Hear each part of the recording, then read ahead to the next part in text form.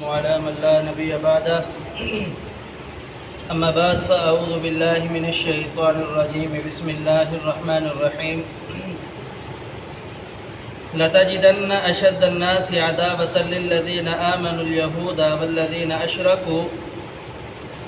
ولتجدن أقربهم مودة للذين آمنوا الذين قالوا إنا نصارى ذلك بأنهم منهم قسيسين ورهبانا وأنهم لا يستكبرون ولتجدن أشد الناس عداوة للذين آمنوا اليهود والذين أشركوا اے نبی یقیناً تو زیادہ سخت ان لوگوں کے لیے ان لوگوں کو پائے گا جو ایمان لائے ہیں، ان لوگوں کے لیے زیادہ سخت یہود اور مشرکین کو پائے گا۔ وَلَتَجِدَنَّ أَقْرَبَهُمْ، اور اے نبی یقیناً تو زیادہ قریب محبت میں دوستی میں ایمان والے لوگوں کے لیے الذین ان لوگوں کے لیے آمنوا جو ایمان لائے ہیں، ان لوگوں کے لیے الذین ان لوگوں کو پائے گا قالوا جنہوں نے کہا انا نصارا کہ ہم نصرانی ہیں۔ ذالک بأنہم یہ اس وجہ سے کہ منہم ان میں سے قسیسین علماء و رہبان و انہم لا یستکبرون، راہب گزرے ہے، انہم یقیناً لا یستکبرون یہ تکبر نہیں کیا کرتے تھے یا نہیں کرتے۔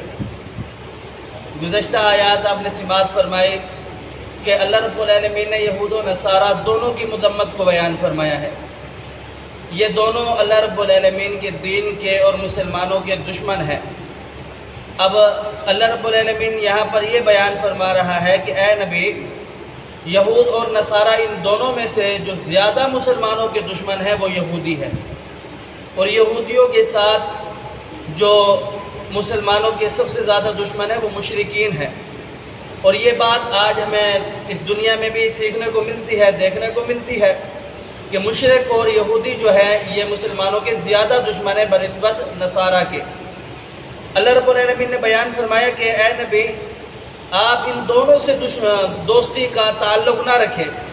ہاں اگر کوئی کاروباری لین دین ہے یا کوئی مجبوری ہے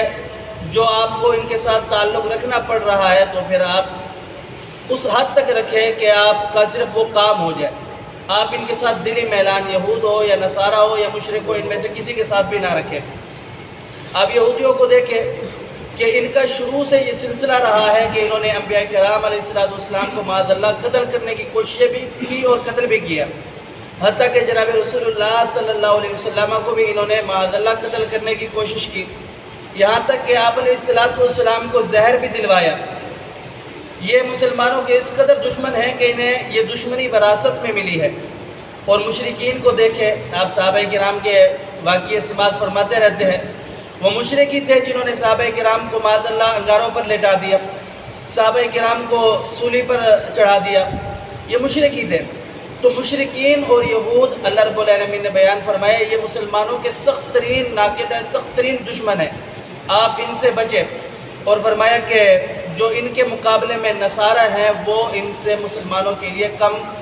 دشمنی رکھتے ہیں یا کم نفرت رکھتے ہیں۔ اس کی وجہ یہ ہے کہ نصارہ کے اندر اللہ رب العالمین نے جیسے مسلمانوں پر ایک شریعت نازل ہوئی اسی طریقے نصارہ پر ایک شریعت نازل ہوئی، تو اس شریعت کو جو سیکھنے والے لوگ تھے انہیں راہب علماء کہا جاتا ہے۔ وہ لوگ تھے جو اپنے لوگوں کو یہ بتلاتے تھے کہ یہ جو مسلمان ہے یہ دین حق والے ہیں، ان کو صحیح پتہ تھا، علم تھا، لیکن اپنی انا اور بغض کی وجہ سے یہ ایمان نہیں لائے، اس وجہ سے ان کے حصے میں جو دشمنی تھی وہ یہود و نصارہ سے کم تھی۔ اور نصارہ جب پیغمبر عیسیٰ علیہ السلام دوبارہ تشریف لائیں گے اس وقت یہ نصارہ سارے کے سارے مسلمان ہو جائیں گے عیسیٰ علیہ السلام کے ساتھ اور مسلمانوں کے ساتھ مل کر کے۔ جو شخص جتنے بھی دنیا کے اندر دیان ہیں ساروں کے ساتھ مل کر کے یہ جہاد کریں گے اور لڑیں گے۔ اس وجہ سے اللہ رب العالمین نے بیان فرمایا کہ جو نصارہ ہے ان کے اندر مسلمانوں کے لیے کم نفرت ہے بنسبت یہود اور مشرکین کے۔ اللہ سمجھنے عمل کی توفیق دے۔ اقول قولی ھذا استغفر اللہ لی ولکم ولسائر المسلمین۔